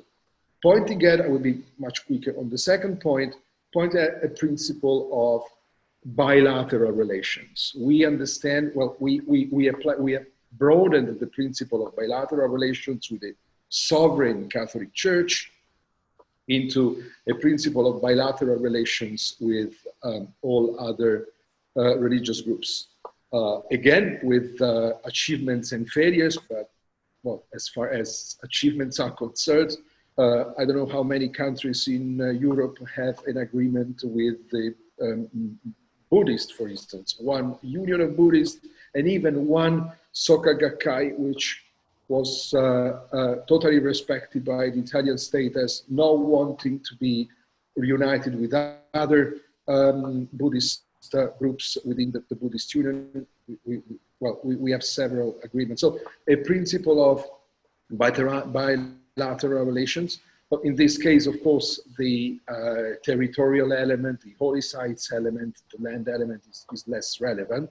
This element is relevant for the Catholic Church, but still solving conflicts about control of the land, symbolic and real, helped extracting a principles. And then I will end with this. Resulting in a very recent achievement, which was about bilateral measures about reopening worship places after the hard phase of the lockdown was over. So we have identified this negotiation with the Italian government by all religious representation and bilateral measures as a major achievement. And this one, again, pointing at a very positive methodology in dealing with worship places in particular. And it's, of course, not something which is only confined to an Italian context, because the way the Holy See negotiates its relationship with the Italian state in many ways reflects the perspectives in the Holy See on protection of religious cultural sites in other contexts or in other countries in which they with which they sign concordats. I'll go back to Paul Morris, who wanted to engage with some of the comments Michael Wiener and James have made on indigenous rights. Paul, over to you. Thank you. Thank you. It's been a wonderful discussion about the politicization of sacred sites. I just wanted to make a very quick point about post-colonial realities in New Zealand, where I'm from. And the issue that I really wanted to raise was to reaffirm what Peter said about the kind of intensification of Black Lives Matter as a kind of COVID moment. The country is very split at the moment. These aren't new, as they've intensified. King George has been decapitated 5 times, once the latest time recently, in terms of a huge public debate about sacred sites, monuments, and living with colonial history. And it's that I wanted to raise an issue that, or issues that James and Michael raised. James talked about contrasting worldviews, and it's certainly the case in New Zealand that the Tangata Whenua, Maori indigenous people, understand religion to be a colonial category. And so part of the discourse that we've been having today, I mean, it makes the assumption that religion is a recognizable category across communities. That isn't the case in Aotearoa, New Zealand, where religion is very often rejected by Tangata Whenua as a particular category. And this has implications because James mentioned the courts in Canada being less receptive. In New Zealand, the courts have been very receptive to trying to acknowledge a very different account of cultural heritage, which is much of what you said about Canada resonated without me knowing terribly much about it. But the cosmological rather than modern legal understandings of person, of ancestor, of identity have come out of court decisions and out of legislation. And so we have the Wanganui River in 2017 became a person. The forest, native forest area of Te Uruera in the North Island is now a person. And most recently, about 18 months ago, Mount Taranaki became a person. And this rather different account of heritage tends to, I don't know whether it deconstructs or integrates the differences between the categories of cultural heritage, of and natural heritage. But what the impact it's had is to afford considerable protections over commercial decisions, industrial decisions, and local and national government responsibilities, such as pollution of the person of the Wanganui River. And so what I'm trying to suggest is that there are ways of thinking about heritage which are radically different and come out of deliberation with Indigenous peoples, and we shouldn't so blithely assume that religion is a category. Religious and sacred places, I mean, are categories which are not problematic and are not or can't be resolved. We can live with sharing and with contrasting worldviews, not always very comfortably, but we can manage to do it. And the difference seems to be that heritage is no longer an issue of safeguarding and salvaging, but is equally and if not more importantly, an issue about revived traditions that reflect contemporary communities living now in ways that redefine historical certainties. So I think that whole dimension makes some of these debates and some of these issues very different, and makes us at least demands that we reconsider some of the axioms of cultural heritage. Michael has a comment, and he's been very patiently waiting in the background. Michael, you wanted to go back to some points in the earlier conversation. Yes, thanks a lot. And perhaps just to quickly pick up what Paul just said about the particular protection and preservation concerns for indigenous peoples, that's obviously really at the core of the problem, and it also shows perhaps the problems with the usual debate. And in that context, just to flag that also in the context of Paraguay, Heiner Bielefeld, as special rapporteur, referred to the situation of indigenous peoples who are in isolation or in initial contact.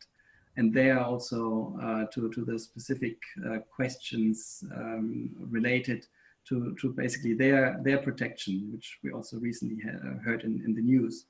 And just to go back also to Tiago's point earlier on, where he rightly pointed to the importance of really engaging with the various communities.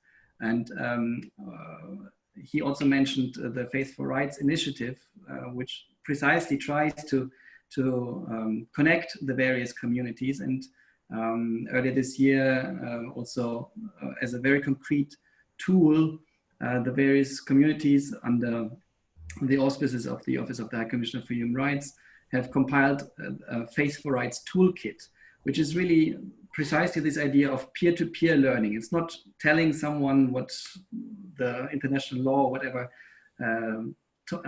says, but it's really trying to connect the people and having at a really non-hierarchical approach, peer-to-peer learning where you can really understand and hear from the others what are good practices or what are basically lessons learned or to be learned, especially in the COVID-19 context. And that was also another point that came through in some of the interventions. How can and should the coronavirus basically be tackled together, and also how this impinges then on places of worship and religious sites. So just, I don't want to inject and then to bring back these 3 points from our earlier conversation. Thanks. How does it bring forward and accelerates this whole notion of digital churches, digital pilgrimages, virtual pilgrimages, and different ways of engaging with religious culture? When I was speaking to one of my dear friends, Rabbi Naftali Rottenberg in Jerusalem, I asked him, what has changed and what's remained the same because of the lockdown and COVID-19? And he said, well, now my services in the synagogue are 15 minutes. But on the other hand, I have gained a lot more congregation than I had before. I see much more frequently members of my congregation who never come to my church, but they meet me virtually online and seek advice and so on and so forth. So there's obviously going to be a profound change, and it's another matter in what direction and what stock we should take because of this change. But it is certainly a fascinating way forward. Tiago, over to you. You had been patiently raising a hand. No, sorry, it was just for Michael. Thank you. I mean, I have some questions for the other participants, but I'm not sure if we have time. So. Well, one of the things about the meetings in our garden is, Elizabeth asked me, when are we going to finish? There was a reason why I haven't put an end time of this meeting, because the tradition of the symposium in our garden is that they're very intellectually indulgent. And one of the ways in which they're intellectually indulgent is that we carry on until we feel like it, and we're not confined by the rigidity of end time of the conversation. I'm sure that we're not going to carry on for much longer, but I'm sure that people have plenty of questions to ask each other, and we should probably carry on for a little longer. One of the things I wanted to flag, which are particularly coming out of Michael's presentation and from Blenn's comments, and some of the comments James flagged, were about sustainability of particular religious cultural heritage projects. One of the things which strikes me is that we have projects like the one which Michael described in Cyprus, Big Church, but there aren't actually any communities to go there. We have plenty of those examples of gentrifying of urban Istanbul to highlight its cosmopolitanism and cultural plurality, which sometimes only highlights the fact that the people who were supposed to have used all these churches or synagogues are no longer there. And unfortunately, we couldn't have with us Richard Mulholland, who has done a remarkable work in conservation of the Buddha caves, Banyan Buddha caves in Afghanistan, and he's been looking into conservation and restoration projects in Afghanistan, and he has flagged another big challenge of a lot of those religious cultural heritage projects, that there is no sustainability from the point of view of building a long-term commitment to the next generation of museum workers, conservationists within religious communities and outside of religious communities who will be there to stay. There are billions invested into big cultural heritage projects, but there is very little invested in actually making sustainable community of museum workers or heritage workers who would stay there for more than 2 years before they find a better paid job in the context. And this certainly raises another question which I haven't tapped into during this conversation, which is how do these various projects create sustainability in terms of economic sustainability, but in terms of safeguarding sustainability? So there is a community, there is a buffer of people who in one form or another would have vested interest in long-term commitment to the physical protection of those places. Glenn flagged one particular point which resonates Michael's point, that you may invest millions in the restoration of the place, but this would not necessarily change the fortunes of people around it. Unfortunately, the Orthodox international charities could not be with us, but they have been experimenting in a rather novel way in trying to bring together economics and religious heritage protection in Kosovo, of all places, where the Orthodox monasteries, which are also UNESCO heritage sites, are now being trained how to produce wine with grapes which they buy from the local Muslim Albanian community, thus creating an economy of interdependence where the Albanians would not have a better market for their grapes and would become essentially connected to these cultural heritage sites in more than one ways, and would also perhaps be one very important safeguarding element in a society which is deeply divided around religious sectarian lines. So just a question to all the participants in this conversation. Should we focus more about connecting religious cultural heritage with economic sustainability and generally with economics beyond just tourism, and try to look into different economics driven approaches for the protection of religious cultural heritage? Or does this is this likely to produce more of already emerging cultural and religious Disneylands many of us deplore? Tuba? Well, thinking about sustainability, it's not just economic. And sustainability has different dimensions. And one of them I see is also peace building and human rights. So yes, on the one hand, there could be Disneyification of sacred sites, but on the other hand, sacred sites have a lot of potential in peace building processes that can contribute very significantly, not only to local economies, but also for the cultures of coexistence in which they are. The caveat here is to actually make sure we're operating within the local variables of local contexts of the sites. And for this, we have to have our input in terms of doing our research, working with the local physical local communities as well as the globally dispersed communities, stakeholders of the sites.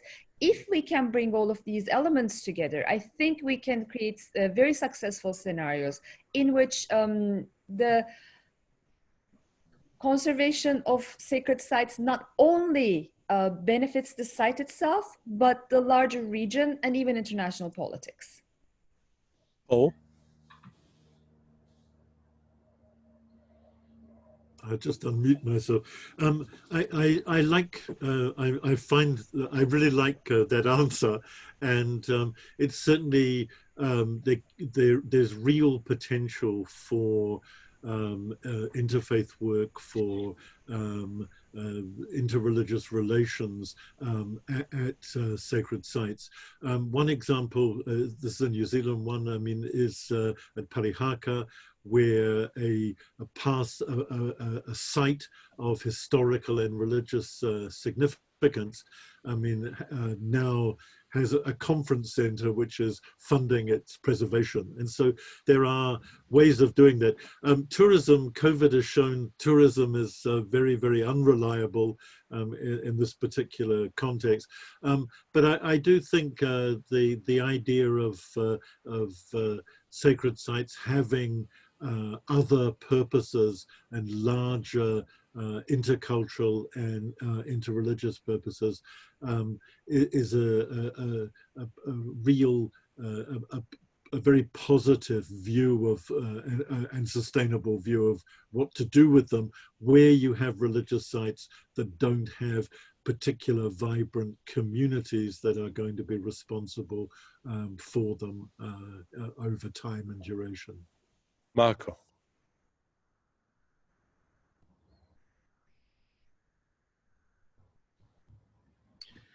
You know, we devote a lot of attention to issues of innovation in our Center of Religious Studies at Fondazione Kester in Trento, and we believe that that's a key concept on the way to sustainable development. That's not us. I mean, it's not our invention. Is our effort there?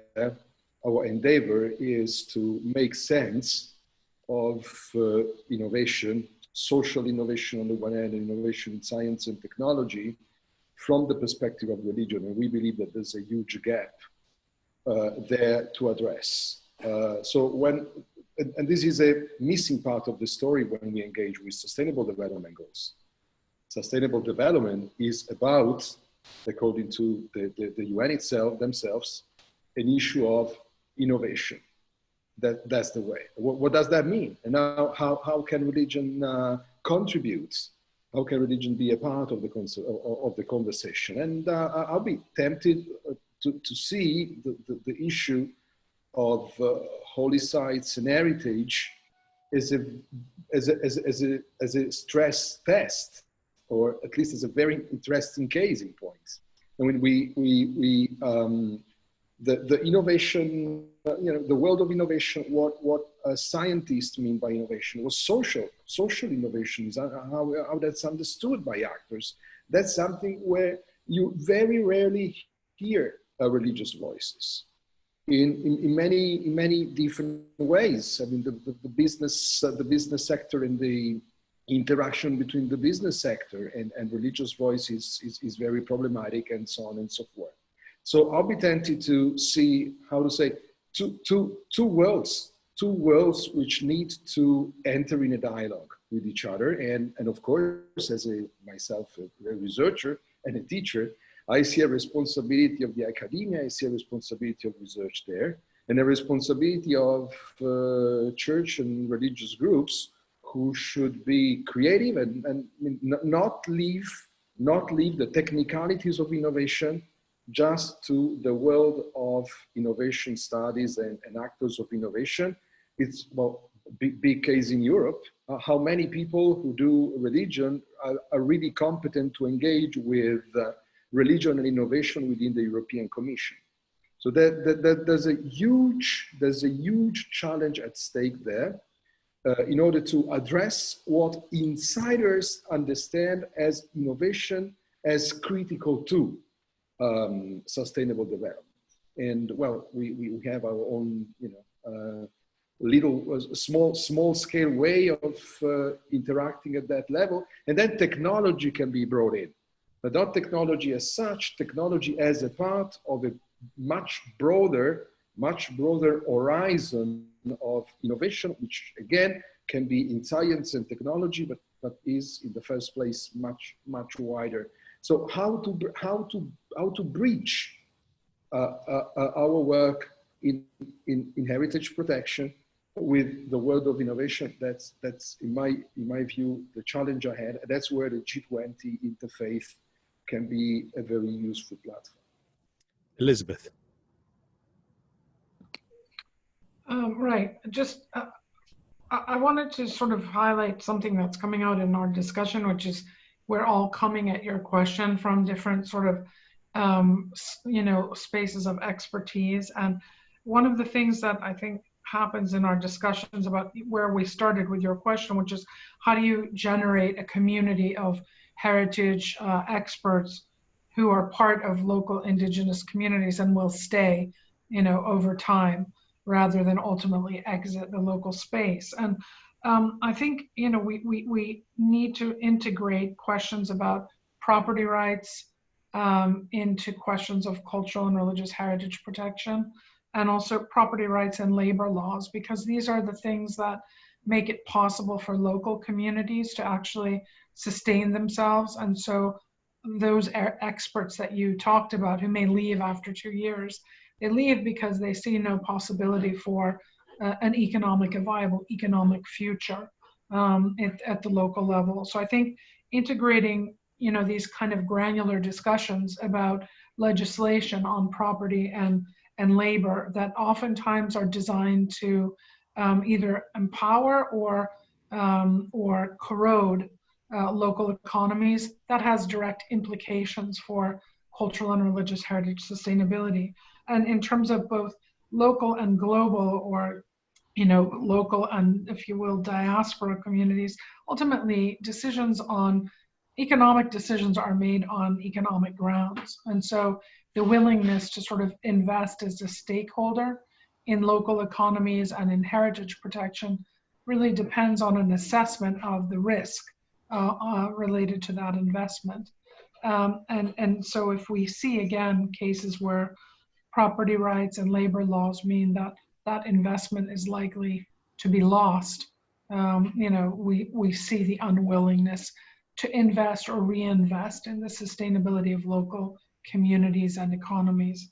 And then finally, a word on security. I mean, that's been largely absent from our entire conversation. I think that the absolute necessity of integrating questions about security, hard and human security, the way in which faith leaders understand the security needs of their communities, or cultural community leaders understand what are the daily security needs that relate both to this issue of, the economic ecosystem in which they exist, and also the heritage sites and the security of those. So everything from local police to gendarme and military, they need to be integrated into a broader conversation that makes it clear that cultural heritage isn't a niche issue. It's an issue that is about intersectionality and overall societal cohesion. Michael?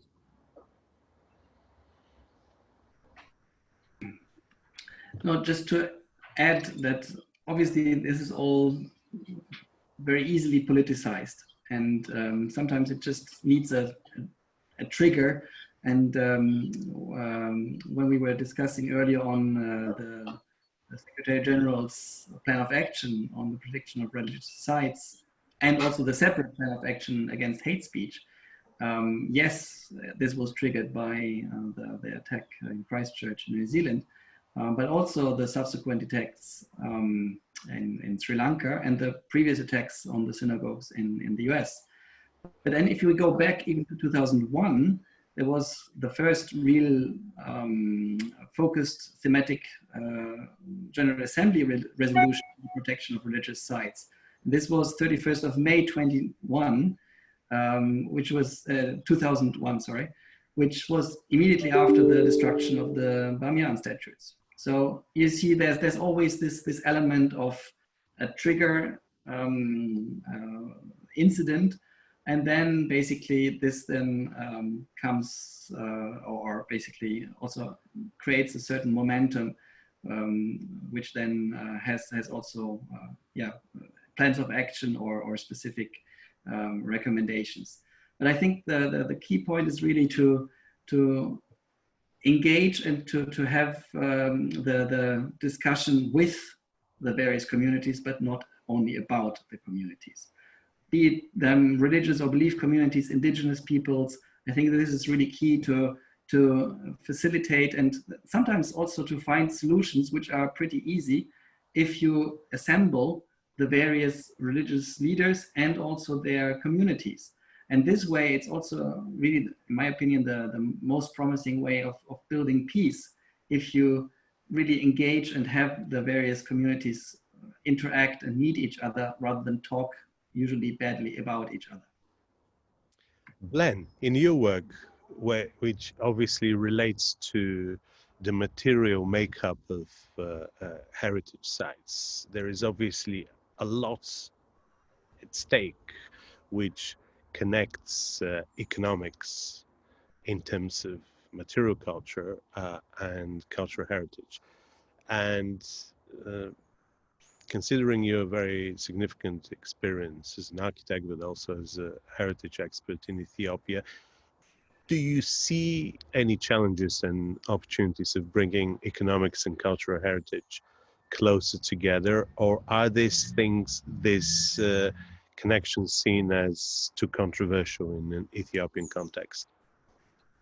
I would say it's quite vital to have this relationship between economics and conservation of cultural heritage sites, because now the main focus, at least the government's approach to for the conservation of cultural heritage sites, whether it be religious cultural heritage sites or other non-religious sites, is for the purpose of tourism and purely focused on the amount of money that could be made to tourism and the foreign exchange that the tourists will bring in. So where there is a very huge focus on tourism, and that's not necessarily sustainable, as we've seen, not only because of COVID, but sometimes when there are political revolutions, or there are a little bit of insecurity issues in Ethiopia, the tourists don't necessarily come or travel. So these sites are hit. The site that I work on, Lalibela, and other sites in Ethiopia are normally tourists stop coming when there are political issues in the country. So tourism is not necessarily an entirely reliable source of revenue for the communities that live there or the people that manage the sites. So I think it's definitely necessary to consider other options so that these sites can continue, not only the physical aspect of the sites can continue to be managed, but the communities around these sites that are fully reliant on the revenue from tourism can have another source that they can rely upon regardless of the tourists coming or not. And this dependence on tourism also I think affects how the sites are managed and how they are preserved, because everything is geared towards tourists, and this, you can imagine, will have implications on, I mean, this is a church that's active daily and that's been active for centuries, but instead of trying to work for these communities that have worked for centuries to preserve this church with whatever means that they had, now the church is, in a way, the main focus of the church is for the tourists that they know will come and that they're relying on for sustenance. So I think another twist of how, another kind of angle that sustainable economic revenue another angle has to be presented. Otherwise, there is an issue of both tangible and intangible deterioration of these heritage sites, in my view. And of course, as far as Ethiopia is concerned, there is a fascinating example of how heritage tourism also raises issues of gendered access to holy sites and equality ultimately, because in a very gendered context of access to religious sites in Ethiopia, tourists are exempt. It doesn't matter what their gender is in terms of rules about accessing those sites. And Tiago, you have a comment. It's a short one because I will have to leave really soon. But like one of the, I think Peter touched on kind of point that really is innovative in this area, in the sense, like Mark mentioned, I think sustainability of cultural heritage, something that I haven't seen much discussion. But to connect to what Elizabeth and Tuba had mentioned before, I think what came out, at least from all speakers, is the human element really behind the work kind of that goes together with the protection of all these sites. They're not separated. They're like included within a local community, and the aspects that the blend had mentioned, like there were things that I had not paid attention, but on my work and on the point of security, we really had to focus on issues of reparations a lot. So in the article I wrote on Mahdi with Juan Pablo Perez Acevedo, we really focus on reparations, and that's why I think the importance of naming something that's cultural and the importance of naming something that is religious as well, because when you're focusing on where the money is going from, you can have a destination for the money for just the maintenance of buildings, but as well as the community, for training the local security forces, for training religious leaders. So that kind of for me is the kind of the angle that I would come from that, is that it's sustainability, like Tuba mentioned, in terms of human rights. Like, how can you make this something more sustainable?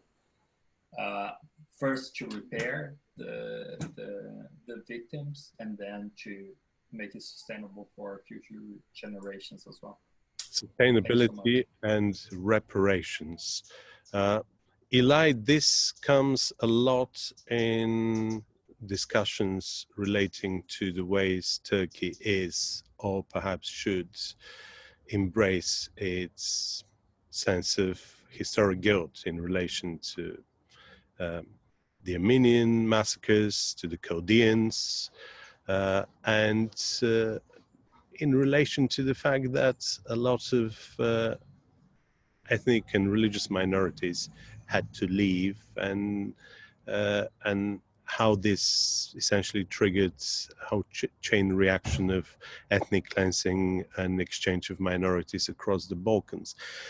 Do you believe that there is any traction of relating religious cultural heritage and reparations in the Balkan context, or do you think that the very notion of reparations is a conversation killer and perhaps accelerates further systemic failure in religious cultural heritage? Thank you for this. It's a very important point, and it just has been brought up, but it's important that we underline that further. As many other nation states, Turkey and as many other empires, the Ottoman Empire has a lot of dark sides in its history, where we see lots of ethnic violence, lots of atrocities that have been directed especially against vulnerable, more fragile communities of ethnic or religious minorities. As you have mentioned, this is of course very broad in many post-Ottoman contexts, as well as the Republic of Turkey.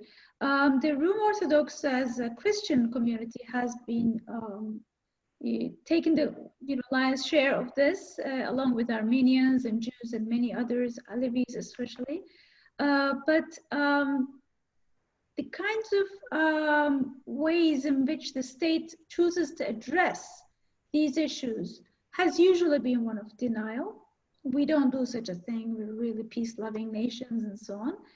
But at times, whenever some symbolic, important monument or sites of cultural heritage that are especially important to those populations, so to those communities, it has been always seen as a sign of goodwill. It's not going to make up for the loss of Christians or Jews in Turkish lands today, but it is a nicety, a mode of extending a goodwill, trying to at least paint over some of these atrocities, which does not, of course, make it go away, but it has been taken as a positive will in the past. So there has been, we have seen instances in recent past that the current government establishment has actually engaged in some sort of cultural dialogue with the Armenians. They called it Armenian opening, with the Kurds, and so on.